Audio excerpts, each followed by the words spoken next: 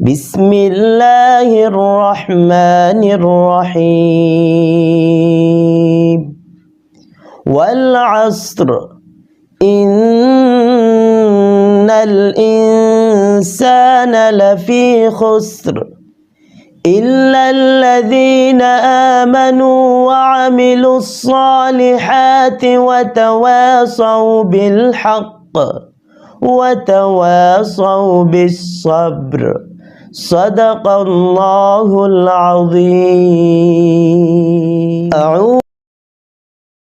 আসসালামু আলাইকুম। নেক আমল করতে চান? কিছু আমল এমন আছে যেগুলো করতে খুব বেশি সময়ের প্রয়োজন হয় না, অনেক জ্ঞানের অধিকারীও হতে হয় না। কিছু এগুলোর ফজিলত অনেক বেশি, যেগুলো বান্দার আমলনামাকে ভারী করে।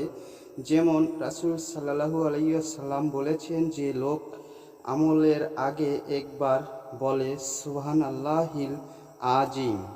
আশা করি সম্পূর্ণ সূরাটি শুনুন।